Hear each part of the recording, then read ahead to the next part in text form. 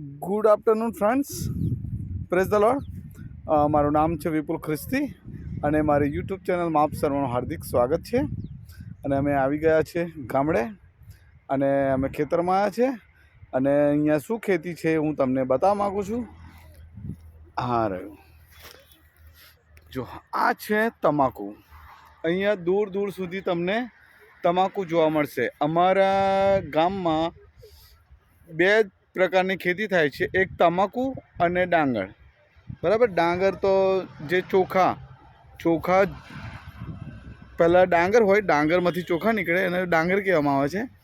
બરાબર છે, કોઈને ખબર નહીં હોય, અમુક ખેડૂત હશે એમને ખબર હશે કે ડાંગર એટલે શું. બરાબર, એમાંથી નીકળે એ ચોખા.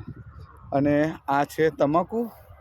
અમારા ગેસ્ટ છે, એમને લઈને હું આવ્યો છું. Thank you.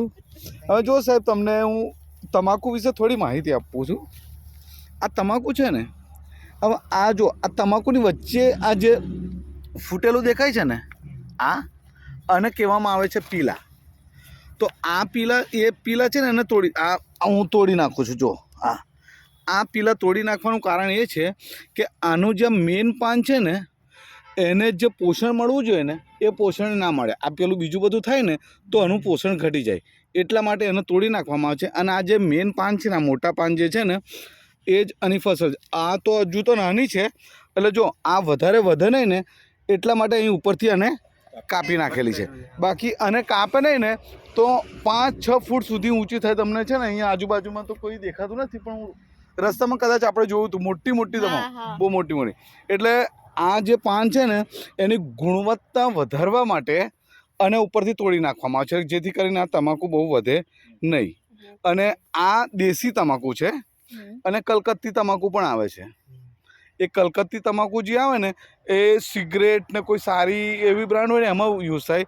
અને આ જે દેશી તમાકુ છે ને એ બીડી, પછી બીજું અમુક આઈટમ હશે. હા.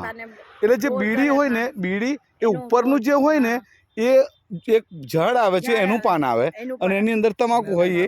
હા, આ દેશી તમાકુ આ એવું છે. હવે આની ખેતી મેં પણ કરેલી છે. આની તો અલગ બીજી બધી બહુ છે, મતલબ અને ખામણા વારવાના હોય અને નીંદવાનું હોય અને રોપતા પહેલાં આવી રીતે પારીઓ બાંધવાની હોય. બહુ બધું કામ હોય એમાં.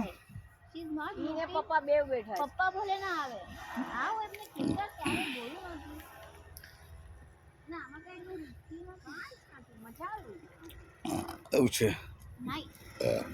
અને thank you very much, thank you. અને બીજું કે આ પાન જ્યારે પાકી જાય ને, પાકી જાય તો અને તોડી અને આમ નીચે બિછાઈ દેવામાં આવે. પછી અહીંયા જ બિછાઈ દે. અહીં નીચે બિછાઈ દીધા પછી એકદમ કમ્પ્લીટ સુકાઈ જાય ને એટલે વહેલી સવારમાં ઝાકરમાં એને ઉઠાવવામાં આવે. એટલે એટલા માટે કે જેથી કરીને પાનું છે ને તૂટી ના જાય. બાકી દિવસ થઈ જાય તો પછી આમ તમે પકડો ને તો બી તૂટી જાય ને બધું પાન વેરાઈ જાય. એવું છે.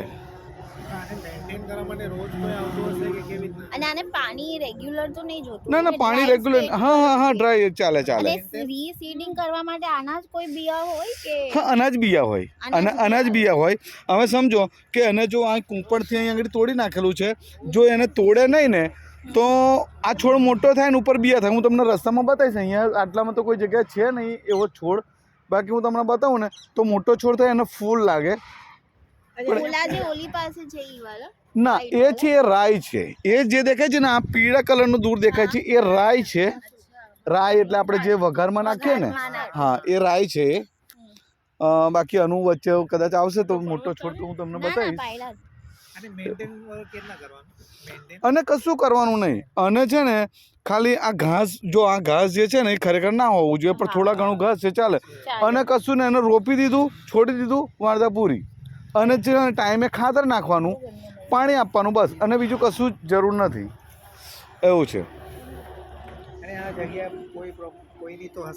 હા, આ ખેડૂતની જગ્યા હોય ને. હા, એટલે વર્ષમાં એક જ ખેતી થાય અને પછી કોઈ કદાચ કંઈ ઘઉં કરે કે બાજરી કરે એવું બહુ ઓછું બને, કારણ કે છે ને ઘઉં બાજરી કરે ને તો એમાં શું છે ઘાસ બહુ વધારે પ્રમાણમાં થાય, અને આ ખેતી એવી છે ને કે આમાં ઘાસ ના જોઈએ, કારણ કે શું છે કે ખાતર તમે નાખો તો એ બધું પોષણ ઘાસ લઈ લે, એટલે તમે જોશો ને તો મોટાભાગના ખેતરો અહીંયા બી જો તમને ઘાસ ઓછું જોવા મળશે, બહુ જ ઓછા. અને તમને બીજી એક વસ્તુ બતાવું, જો આ છે ને આ ભાજી છે, આ ભાજી છે, આ ચીલની ભાજી છે.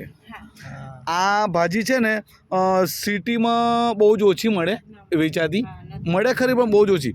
બાકી આ ભાજીને તમે અને પાન તોડીને જેમ જે રીતે આપણે મેથી બનાવીએ છે ને એ જ રીતે આ ભાજી દહીંમાં બનાવવાની. અને હા, આ તમે ભાજી તો જો તમે એક વખત ખાઓ ને તો તમે ફરી ગમે ત્યાંથી શોધીને આ ભાજી બનાવો એવું છે. આ ચીલ છે. હા સોરી, ચીલ નહીં, આનું નામ મેં ભૂલી ગયો. ચીલ તો પેલું કહેવાતું છે એક ચીલ, અને આનું નામ કદાચ મેં ભૂલી ગયો, એટલે કદાચ નામમાં મારી મિસ્ટેક થાય છે, પણ આ દહીંમાં બને ના, સુવાની નહીં, ચીલ કદાચ આઈ થિંક ચીલ જ, કારણ કે મારે બહુ ટાઈમ થઈ ગયો છે એટલે મેં પણ બહુ ટાઈમથી એની ભાજી ખાધી નથી, પણ દહીંમાં બનાવો ને તમે તો તમે ખાતા જઈ જાઓ, બહુ સરસ લાગે. એક ચીલ અને એક ચાંદેલો, એટલે આ ચાંદેલો છે કે પેલો ચાંદેલો ખબર નહીં. ચીલ આમાં જો અહીંયા પેલા બધા આ જે બધા ડાર્કર નાના નાના દેખાય છે નાખી દીધેલા છે, એ પેલું જે મેં તોડ્યું ને બસ એવું જ છે. આ બે પાનની વચ્ચે હોય ને તેને તોડી નાખવામાં આવે, કારણ કે એ વધારાનું કહેવાય એવું છે. ના, એ તોડી નાખે એનું કોઈ કામ નથી, એમ એ વેસ્ટ, આમાં એની કોઈ જરૂર નથી એવું છે.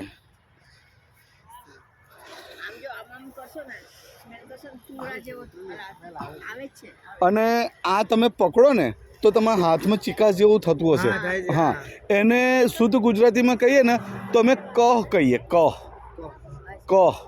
એટલે આ તો આપણે એમનું કામ નહીં કર્યું, બાકી એનું કામ તમે કરો ને અને પાન તોડવાનું ના દે તો તમારા આખા હાથ પર બધું એટલું બધું જામી જાય ને, અને એ જલ્દી નીકળે બી નહીં. ગમે તેટલો સાબુ તમે પાવડર લગાવો ને તો જલ્દી નીકળે બી નહીં, એવી આ વસ્તુ છે. અને આનું કામ કરવા માટે સ્પેશિયલ અલગ આપણે કપડાં મતલબ પહેરવા પડે, કે જે કેવું કે ના ધોઈએ તોય ચાલે, એ જ ચાલે જ કરે. બાકી આપણે એક વખત કપડામાં આ લાગી જાય ને, આનો જે કહ જે કહેવાય, તો આપણા કપડાં મતલબ પછી પહેરાય નહીં, એવું મતલબ કંઈ આવવા જવામાં ના પહેરાય એવું છે. ઓકે, થેન્ક યુ તમને બધાને. અને મારી યુટ્યુબ ચેનલ છે વિપુલ ખ્રિસ્તી, એને ફોલો કરજો. થેન્ક યુ ભાઈ, ઓલ ફ્રેન્ડ્સ.